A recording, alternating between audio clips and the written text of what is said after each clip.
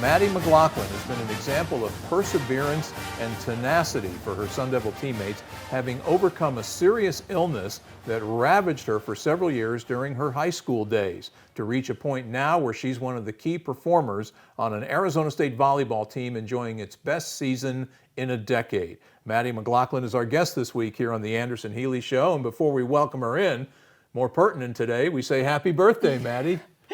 Thank you, Tim. That's awesome. Thank you. Dare I say 24 years old today? Oh gosh, that's what they tell me. It's out there. Well, it's out there now. Hey, it's great to see you. How exciting has this season been for you and your teammates? What a turnaround. Yeah. Oh, absolutely. And it's it's tempting to say, oh, it's surprising because we struggled for a few years there, but at the same point, I think we have worked so hard and we've put in a ton of effort in the off season and adapting to the new coaching staff that to me it kind of makes sense. Really? Yeah.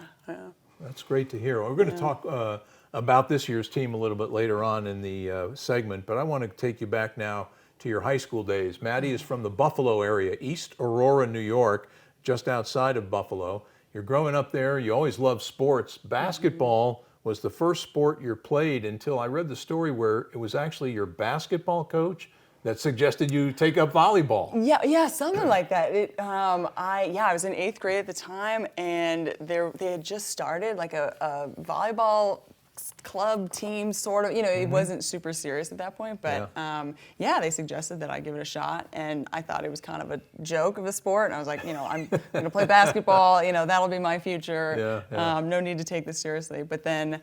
You were good at it. Huh? At first, I don't think anybody's ever good at volleyball when they first start. It's like tennis, it's just kind of frustrating until you get to a certain competence, I think, and then it becomes really enjoyable.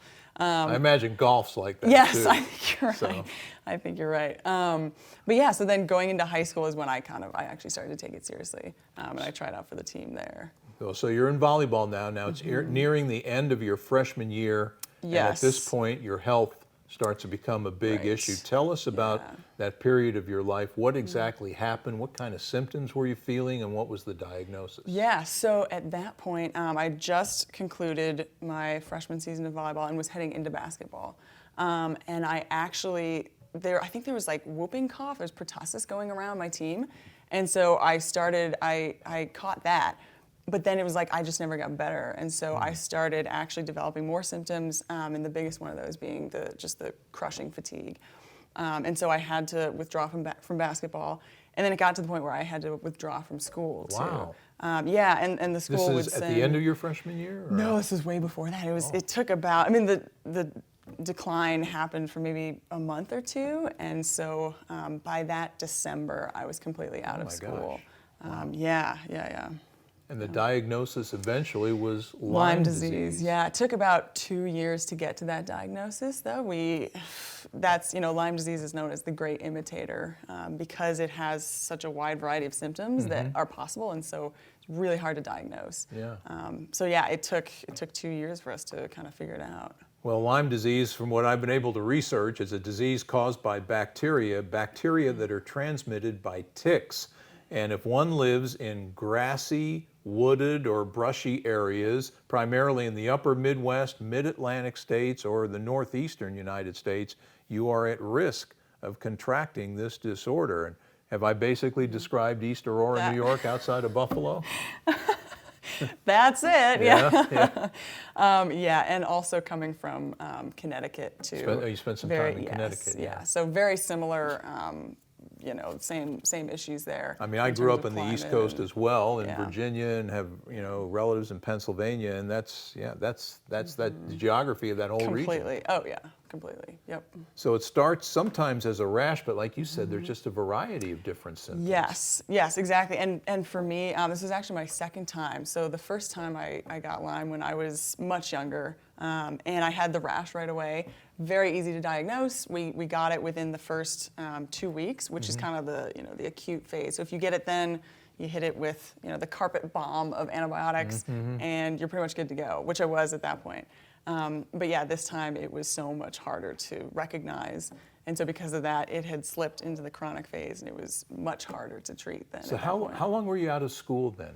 So I was out for that freshman year, all of my sophomore year. Wow. By my junior year, I worked with the school administrators to make a condensed schedule because it was really hard for me to walk around. Did you do any homeschooling? Or anything Yes. as a Oh, that sophomore? whole time. Yeah, Yep. I okay. had tutors come. Oh, okay. Yeah. So by my junior year, I was able to walk enough that I could make it to. They kind of condensed my schedule and kept the classes really close together and worked with me.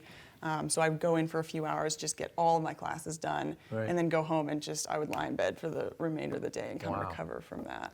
What was that period of time like for you? We were talking before we started taping this segment, and we'll mention at the end, but Maddie's a psychology major, and you're about to get your degree in December, Yes. which is fantastic. But in the realm of sports psychology is becoming big. But what was your life like from a psychological standpoint Yeah. during that time, dealing with that adversity and not being able to play a sport you really enjoy? It's a great question. Yeah, I think that became the biggest hurdle at a certain point. There, for a while, it was just sort of racing to figure out what was going on. And, at the point of, when I first started developing symptoms, I never could have imagined that I would have been out for the next 3 years. Yeah. And so as that time progressed, it became harder and harder to believe that I could return to sports.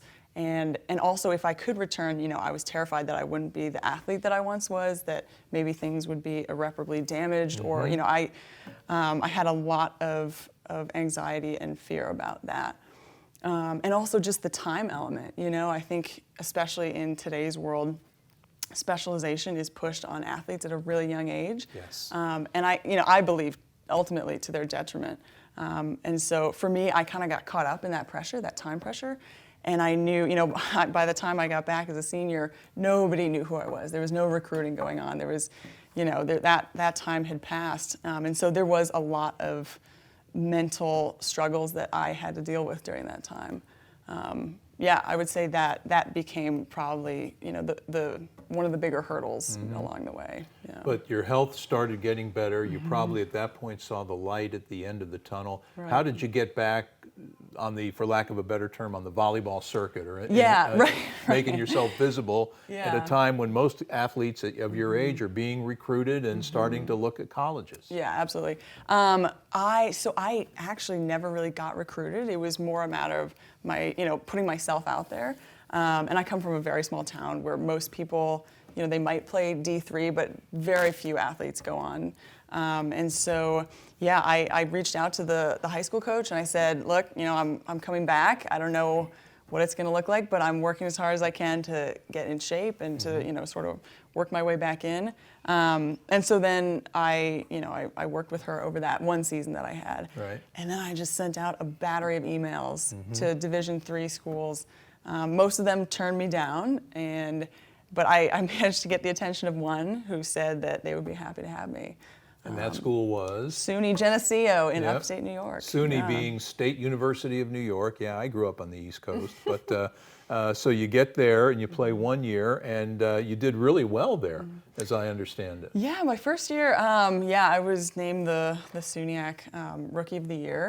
And then that next season, so my sophomore season, I started to feel like I wanted a little bit more, and that maybe, my dream had always been to play professionally. And I felt like being at that level was not going to be able to prepare me for what I ultimately wanted. So how did Arizona State enter the picture? So the girl from Buffalo ends up in the desert, huh? Yeah, so I did the same thing that I did as a senior in high school. So I sent out the next round of 50 emails. And actually, my older brother was instrumental in that process because there was a lot of self-doubt at that point. I talked to a recruiting expert who told me I had no chance at playing Division I and said I should aim maybe higher D3. I might get a chance there, but nobody would want me at the Division I level. And my brother, he would remind me almost on a daily basis that self-doubt kills more dreams than talent alone ever will. And that actually was really, really helpful for me. And so I felt like, you know what? Okay, I'm going to go for it, basically. I see why you got into psychology as a major, huh? Right. Oh, yeah. We prevent ourselves from doing so much that we are capable of, My football broadcast partner, Jeff Van Raphorst, has said for years, if you could figure out a way to bottle and sell confidence, you could make millions. There you go. That's perfect. That's exactly it. Yes. And he's spot on. Oh my correct. gosh. Yeah. Yes, we are our own worst critics. And that applies to people in every walk of life, not just athletes. Oh God, yes, yes, absolutely. Yeah, so I sent out another 50 emails, and Arizona State was one of the schools that said, hey, we're interested in you. We'd love to have you come out for a visit. I had no idea that I would end up out here. I had heard all of the stories about ASU, like, oh, the big party school, whatever. I just. Yep. What time of year did you come out here first? Oh, when was it? I think it was December, around there. I mean, it was beautiful. It wasn't. It wasn't. So you did it the wrong degrees. way, Maddie. My first job interview out here for a TV job was in June. So I came out here and got the full Monty of how hot it can be. So I knew right away. Right. When you come out in December, you're saying, "Oh, this is great." Oh, this is it. Yeah. Then welcome to July. Yes, I know. Oh yeah, that was a rude awakening. Yeah. But yeah, no, I just completely fell in love with the feeling of being on the West Coast and just the landscape. Even as basic as that sounds, I'd never been around mountains like that, and to be able to just kind of look out and see the sun setting over the mountains, that just that sold it for me. Yeah. So yeah. All right, now, so we're going to fast forward a little bit. Now we're into your volleyball career. 4 years later, here you are, a second-year graduate student on a team that is coached by J.J. Van Neel. He was a USC assistant. He got the job at the very end of last year. What was your first reaction when you heard the news, and what's your overview of this phenomenal season that your team is enjoying right now? Yeah, wow. Yeah, I mean, when I heard about JJ, I was very excited, and he was fantastic about reaching out to all of the 9 of us, I guess, the returning players, and he made us feel very welcomed and valued and appreciated, and that our voices were heard, which was very important. So very excited about him, and then this season, like I said before, it has felt like it's the culmination of a lot of hard work, and also I think we realized that the expectations were pretty low. For most first-year head coaches, I think that's kind of how it goes. Right. And so we felt like we wanted to sort of disrupt that narrative a little bit, and so we You've we blown had away that narrative, I think, is what you've done. I suppose so. But yeah, so it's just been a lot of hard work and a lot of culture building. It seems like, though, it does help when you have a solid group of veterans like yourself and like Marta Levinska and Shannon Shields and Jelly Sear, those kind of players. Yeah. The buy-in must have come pretty quickly. Absolutely. And I think because, we have all worked together before, and we overcame a lot of difficulties in the past together, I think that, forming a cohesive unit was a lot easier than for, I guess, most teams when it's just kind of transfers and freshmen. Yeah. Let's talk about you, because you made a position switch, as I understand it, this year, moving from outside hitter to middle blocker, which is a difficult position to learn how to play, so much so that my spies tell me that you had to come in and do a whole bunch of work on your own just to get up to speed. What led you to agree to the position change, and what have been the biggest adjustments for you in that? So I think I recognized pretty quickly that my particular talents on the volleyball court just lended themselves better to being a middle blocker. And in the past, for my past few years here, my former coach and some teammates would tell me that my first coach did me a disservice by not making me a middle, but that it was too late at that point to switch, which is pretty ironic at this point. But yeah, so I think I was able to recognize that, and then I just threw myself into it completely.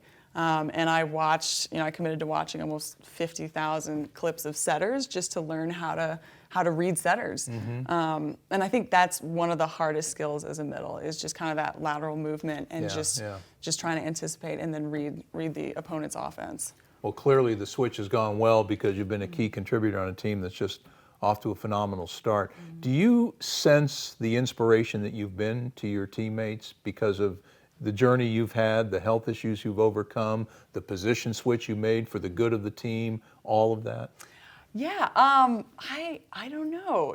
Somebody asked me that question a couple weeks ago, and it really, like, I sat with it for a while, because it's something I don't think about very often. But I hope that I have had some sort of influence on them, and also to, I think, anybody, like you said, that is lacking confidence, whether they're an athlete or not. I think it's something that we all struggle with, especially in a world when there's so much content and so much, feels like evidence of other people leading more glamorous or more successful lives than your own.